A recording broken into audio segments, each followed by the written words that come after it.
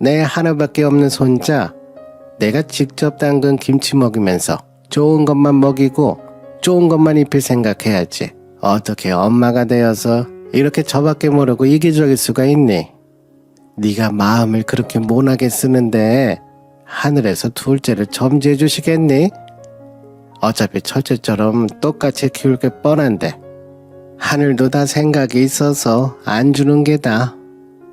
안 그래도 울고 싶은 놈 뺨 때린 것 마냥 아픈 것만 후벼 파는 시어머님의 전술에 속수무책으로 당해버릴 수밖에 없는 며느리는 울기보단 지렁이도 밟으면 꿈틀한다로 맞대응할 수밖에 없었어요. 결국 저는 한계치에 도달했고, 그럼 저희의 먹을 김치는 제가 직접 해서 먹이겠다며 하나뿐인 손자 걱정 마시고 우리 집 김장은 앞으로 마음 쓰지 않으셔도 괜찮으니 형님하고 아가씨하고 나눠드실 만큼 하시라며 엄포를 두고 전화를 끊었어요. 그리고 딱 일주일이 지났을 때 회사에서 야근 중인데 남편에게 연락이 온 겁니다. 여보, 본가에서 연락 왔는데 엄마가 몸이 안 좋으시다고 그러네. 당신도 일 거의 끝나가잖아. 내가 회사로 갈 테니까 본가에 들렸다가 오자. 아이는 장모님께 맡겨놨어. 당신 끝나면 연락해. 로비에 있을게. 하길래 지난번 어머님에게 했던 말도 떠오르고 괜히 죄송스러워져서 일단 알겠다 하고 일 정리해놓고 로비에 내려가 남편 차를 타고 시댁으로 향했어요. 이렇게 늦은 시간에 가본 적이 없기도 하고 저희 시댁이 외진 곳에 있어서 아파트에서 단 한 번도 안 살아본 시부모님이셨거든요. 울퉁불퉁한 길 때문에 자동차가 흔들릴 때면 전에 어머님과 했던 통화 내용 때문에 긴장까지 해서 그런지 속이 울렁울렁했습니다. 그렇게 간신히 시댁에 도착해서 현관문을 여는데 제 눈앞에 펼쳐진 광경에 입이 쩍 벌어지더라고요. 저를 제일 먼저 반겨준 건 소금에 절여져 있는 뽀얀 배추들이었어요. 큰 신우는 소파 위에서 TV를 보고 있었고 작은 신우는 그 옆에서 휴대폰을 보고 있더군요. 제가 오기 전까지 김장은 시작도 안 한 게 분명했고, 근데 분명 오기 전에 남편이 어머님이 아프셔서 가자고 했는데 거실의 모습을 보니 너무 기가 막혔어요. 그래서 제가 어머님 몸이 아프시다 들었는데 이게 다 뭐예요? 그러자 어머님은 고춧가루 포대를 힘차게 내려놓으시며 오전까지는 몸이 으슬으슬한 게 그렇더라고. 아프다고 가만히 누워있으면 더 아파지는 게다. 자고로 그럴수록 더 활발하게 움직여야 병도 안 걸리고 건강하게 사는 거지. 너도 말끝마다 피곤하다고 했잖아. 어서 옷부터 갈아입어라. 벌써 9시인데 해 뜨기 전엔 다 해놔야 하지 않겠어? 난 아까 약 먹고 푹 자서 괜찮다. 빨리 와라. 시간 없어. 저는 너무 어이가 없어서 하염없이 남편만 쳐다보고 있었고 그때 남편이 어머님께 그러더라고요. 엄마, 이번에 배추김치만 한다고 바꿨잖아. 그걸 이야기해줘야지. 아, 그러네. 며느리가 하도 힘들어한다고 하니 내가 어쩌겠냐. 나도 요즘 세상에 맞게 수그러들어야지. 다른 김치들은 다 빼고 배추김치만 하기로 했다. 딱 보면 알잖아. 배추 말고 여기 뭐가 있어. 아범은 어서 들어가 쉬고 애미는 옷 갈아입고 나오거라. 그 순간 남편은 제 어깨를 한번 툭툭 치더니 방으로 들어가 버렸고요. 큰 신우는 제 손을 붙잡고 당기며 그러더라고요. 우린 괜찮아. 자동차 갖고 왔어. 이따가 김치도 싣고 가야 하니까 어서 부지런히 해보자 옳게. 그래야 아침 식사 전에 끝내고 집에 가지. 결국 저는 끝끝내 한숨도 자지 못한 채 시댁으로 입성하게 됐어요. 이제 와서 뭘 어쩌겠냐 싶어 머리끝까지 화가 났지만 괜한 감정 소모로 시간 낭비할 바에 얼른 끝내자 싶어 시댁에 들어가자마자 편한 옷부터 갈아입었어요. 남편은 자기가 원래 쓰던 방이라 그런지 눕자마자 코를 골더군요. 그리고 비장하게 고무장갑을 끼고 김장 준비를 마친 채 거실을 바라보니 넓게 펼쳐진 김장 봉투를 보아하니 올해야말로 만만치 않은 양을 준비했구나 싶었어요. 저는 거실 중앙에 서서 형님과 아가씨가 얼른 합류하기를 기다리고 있었어요. 하지만 우선 거실 소파에 앉아있던 형님은 움직일 기미조차 보이지 않았어요. 특히 이것 봐라, 이게 내가 오늘 김장에 동참하지 못하는 이유다 라고 말하듯 이제 막 부르기 시작한 임신한 배를 손으로 쓸어내리고 있는 게 아니겠어요? 그러더니 한술 더 떠 시어머님은 형님을 부축하며 일으켜 세우더니 입덧이 심하니 안방에 들어가 있으라며 극진히 모시고 들어가는 게 아니겠어요? 어차피 형님은 애초에 기대도 없었어요. 매년 입으로 담그는 게 전부인 사람이었기에 옆에서 안 그래도 피곤한 사람 입으로 더 피곤하게 할 요량이라면 그나마 눈에서 사라지는 게 더 낫겠다 싶었죠.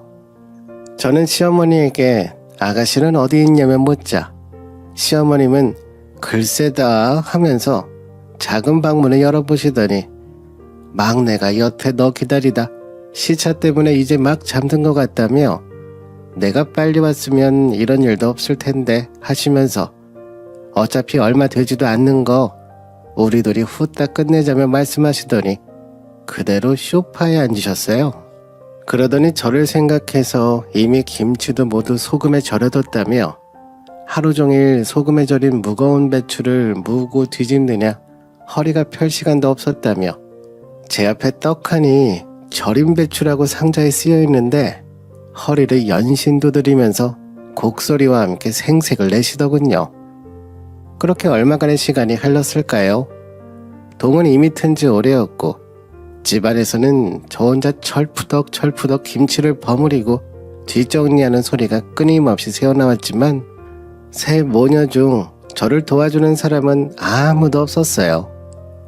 그렇게 완성된 김장은 어머님이 먼저 맛을 보시더니 표정을 찡그리셨고 아니 김치하는 게 뭐가 대수라고 고작 몇 폭이 담는 건데 이렇게 간도 못 맞추면 쓰니? 어떻게 너는 요리 실력이 늘지를 않니? 이래서 남편 밥은 제대로 해주니? 자고로 여자는 요리를 잘해야 하는데 우리 아들이 불쌍해 죽겠네. 에휴 됐고 네 형님 임신해서 무거운 거 못 드니까 김치통이나 얼른 애들 차에 옮겨둬라.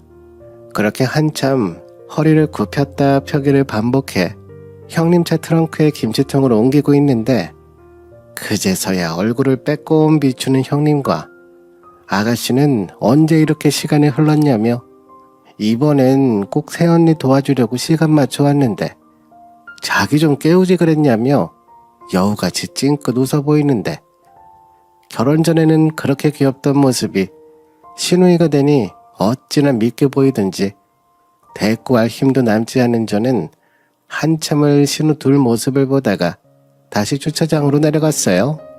그렇게 다 옮겨놓고 저도 제 가방 챙겨서 나오려고 하는데 그때 뒤에서 어머님이 그러셨어요. 주말에 한 번 더 내려올 거라. 그땐 갓김치랑 열무김치 담가야 하니깐. 그 소리를 듣는데 제 귀를 의심했어요. 제가 벙찐 표정으로 어머님을 보자 한 번에 다 하는 거 힘들다며 그러니 나눠서 해야지. 번거롭더라도 어떻게 하겠어? 그렇게 맞춰야지. 아니면 지금 좀 하고 갈래? 열무는 사놨다.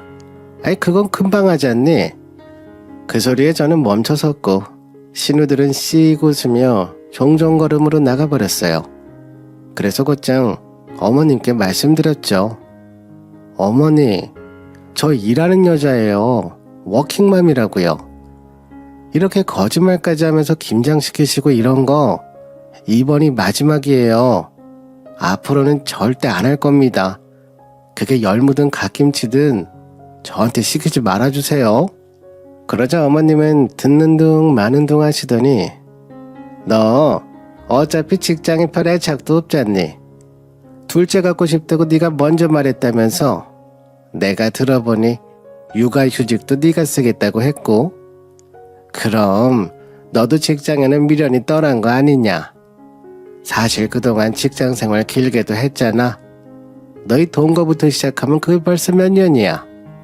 내가 그동안 아무 소리 안 하고 잘 참아줬고 어머님은 동거 때부터 끄집어내시면서 아니 그땐 제가 며느리도 아니었는데도 불구하고 저보고 어머님이 참고 살았다 하시는데 순간 너무 열이 받아서 어머님 직장에 왜 미련이 없어요. 얼마 전에 승진까지 했는데요. 그럼 둘째도 그냥 포기하고 아이 하나만 놓고 살아야겠네요. 둘째 준비 중이라 하면 칭찬이라도 하실 줄 알았는데 칭찬은커녕 김장이라니 저 그냥 둘째 포기합니다. 그러자 시어머님이 소리를 고래고래 지르시며 아직 태어나지도 않은 둘째 갖고 이랬다가 저랬다가 그러니 하늘에서도 괘씸해서 애가 안 들어서지. 너 내가 얼마나 참았는데 우리 집안에 아들이 하나인데 며느리라는 애는 회사 다니느라 아무것도 안 하지. 애는 하나인데 일하느라 힘들다며 애도 안 들어서지. 너는 그동안 나한테 미안하지도 않았니? 하시는데 그때 남편이 잠에서 깨어났는지 머리에 까치집을 찧어놓고는 말리기 시작했어요. 왜 큰 소리로 어머님에게 그러냐며 한쪽 눈은 뜨지도 못한 채로 저보고 막무가내로 사과하라고 하는 겁니다. 그래서 제가 남편에게 그랬죠. 우리 둘째 계획한 거 없던 걸로 해. 나는 이런 환경에서 아이 못 낳아. 그러자 남편 표정이 싹 바뀌며 둘째를 왜? 당신이 낳아야지 무슨 소리야. 당신이 낳고 육아휴직한다고 말 끝났잖아. 그래서 제가 너무 어이가 없어서 남편에게 그랬죠. 둘째를 낳겠다고 말하자마자 김장이며 열무김치며 게다가 당신은 나한테 거짓말까지 해서 시댁으로 끌고 오지 않았냐고. 당신이 그렇게 당당하게 말할 처지가 아니라고 했죠. 그러자 남편은 당신도 며느리잖아. 언제까지 회사 타이틀만 쫓으며 살 건데. 열무김치 그거 내가 가르쳐달라고 그랬어 엄마한테. 그러니까 아무 소리 말고 엄마가 알려주시는 거나 잘 배워놔. 진작에 당신이 배웠으면 이렇게까지 내가 했겠어? 당신 요리할 줄도 모르잖아. 내가 그동안 얼마나 참았는데 연애 때부터 동거 때 그리고 지금도 내가 당신보다 요리 자주 할걸? 어릴 때야 귀여운 맛이라도 있었지. 지금은 당신도 애 엄마인데 너도 양심이란 게 있으면 좀 배우고 그래야지. 스스로 못하니 어쩌겠어. 엄마한테 배워야지. 그 정도 회사 생활 했으면 할 만큼 했어. 나도 다음 달에 승진하니까 둘째 낳고 육아휴직 쓴 다음에 당신은 퇴사하면 되는 거야. 저는 그날 온 세상이 다 무너지는 기분이었습니다. 내가 살고 있던, 내가 연애했던, 심지어 동거까지 선뜻 했던 남자가 너무 이상한 소리를 당연하다는 듯 하고 있으니 놀랍다 못해 공포스럽기까지 했어요. 그래서 저는 싫다고, 둘째도 싫고 열무김치도 싫고 어렵게 들어간 직장 그만두는 건 더 싫다고 소리쳤습니다. 그리고 저 혼자 집에 돌아왔어요. 나중에 남편이 와서도 저와 끊임없이 싸웠고요. 제 나이가 39인데 남편은 말끝마다 40 전에 이걸 주문을 외우듯 말하는데 저에게 긴박감이라도 주려고 한 것 같았지만 저는 오히려 남편의 그런 모습이 질려버리기 시작했습니다. 결국 저는 앞으로의 남편은 제 인생이 없다는 신념과 함께 이혼을 요구했고 처음 뭐 이런 것 때문에 그러냐며 제 화에 못 이겨 씩씩거리며 도장을 찍어주더라고요. 그렇게 이혼은 순탄했지만 양육권은 달랐어요. 그 문제로 몇 달을 싸워야 했습니다. 저는 절대 줄 수 없다고 내가 그동안 모은 돈을 변호사에 다 쏟아부어서라도 갖고 오겠다는 입장이었고 시댁에서도 다른 사람이 아닌 시어머니가 무척이나 손주에 대한 애착이 남다르셨어요. 그동안 아이 한번 봐준다 소리 없으시더니 참으로 기가 막힐 노릇이었습니다. 근데 저도 순순히 물러날 성격 아니었고 제 독한 성격을 진작부터 알고 있는 남편이 알았다고 괜히 우리끼리 제 살 깎아먹지 말고 양육권은 저보고 가져가라며 손을 놓더군요. 시어머니는 끝내 씩씩거리며 눈물까지 보였지만 아랑곳하지 않았고 앞으로는 절대 손주 얼굴 볼 생각도 하지 말라며 그 자리에서 나와버렸습니다. 그리고 저는 원래 다니던 직장 근처에 새 집을 얻어 아이와 옮겨왔고 이혼 소식이 회사에도 퍼지며 직장 동료들이 정말 많이 도와줬습니다. 이혼 초반에는 속도 뒤집어지고 밤에 잠도 못 자서 힘들었지만 그것도 시간이 흐르니 가라앉더라고요. 그렇게 제 속에서 녹이 없앴죠. 그러던 중 어느 날 저의 핸드폰에 부재중 전화로 저의 전 X 형님의 이름이 찍혀있더군요. 무슨 일인가 싶어 알아보니 저의 전 형님이자 이제는 남남인 그녀의 남편이 작게 운영하는 회사가 있는데 제가 다니는 회사의 외주하청을 입찰하고자 했지만 결국 실력이 부족하던 회사는 결국 하청 입찰에 떨어지게 된 것이었죠. 안 그래도 위태롭던 회사로 소문이 자자했던 그곳은 이 계기로 회사의 문을 닫게 되었고 출산을 앞둔 전 형님 내외는 결국 시댁으로 들어갔다는 소문이 파다하게 퍼졌어요. 아가씨 또한 아시잖아요.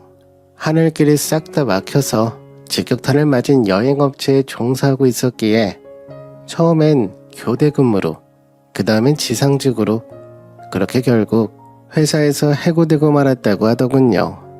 평소 씀씀이가 월급보다 컸던 아가씨는 어느 몰래 오빠에게 종종 카드값을 해결하기 위해 도움을 요청했고 그럴 적이면 전 남편은 저 몰래 숨겨둔 종잣돈이나 이것마저도 없을 땐 카드 현금 서비스를 받아가며 아가씨에게 몰래 돈을 쥐어주었기에 벌이마저 막힌 그녀에게 서울살이는 더 있고 싶어도 버틸 수 없는 곳이었을 거예요.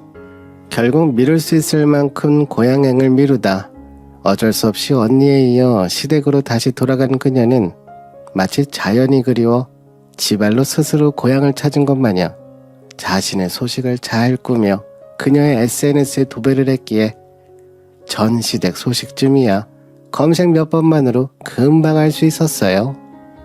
졸지에 공주를 둘씩이나 수발들 시어머니의 얼굴이 떠오르니 오랜만에 정말 푹 잠들 수 있었어요. 그리고 전 남편도요. 사정은 비슷하더라고요. 저의 전 남편이 다니던 게임 회사에서 그를 중축이 되어 준비하던 게임이 출시를 하자마자 대중에게 외면을 받았고 이거 하나 믿고 저에게 내조하라 마라 하던 그는 결국 보직 변경이 되어 생전 처음 하는 업무에 버벅이며 버퍼링이 걸려 지금은 해고 위기에 놓였을 정도로 위태로운 상황이라 하더군요. 반면 저는 그렇게 열심히 준비했던 프로젝트가 성공적인 결과를 만들어내기에 이르렀고 그 해에 가장 고점의 인사평가를 받아 곧 자회사 대표로 발령을 받았어요. 이혼 후 딴 생각 들지 않으려고 온 힘을 다해 회사 일에 힘을 쏟았는데 사람 일은 정말 모르는 것 같았네요. 지금 생각해보면 둘째를 가지려고 그토록 노력했지만 결국 안 생긴 게 어쩌면 조상신이 도와 얼른 도망가라는 하늘의 뜻이구나 싶지 뭐예요. 그리고 둘째 얘기를 할 때마다 하늘이 어쩌고 하는 시어머니는 본인이 말한 그대로 하늘에서 벌을 내렸는지 자식셋 모두가 백수가 되어 집에 들어와 지낸다고 했어요. 결혼을 하는 게 결국 한평생 다르게 살아온 가족 머리로 이해하고 가슴으로 품어보려는 일련의 견고한 과정을 거쳐야 하는 것인데 그저 우위를 선점하려는 고지쟁탈전처럼 생각하면 결국 가족이라는 울타리 안에서 서로가 함께 살아가는 건 너무나 고통스러운 게 아닐까요? 저의 결혼은 이렇게 그 고통을 끌어냈고 앞으로 다시 받아줄 마음도 전혀 없기에 그저 지금처럼 고마운 회사 그리고 더 고마운 우리 아들만 바라보며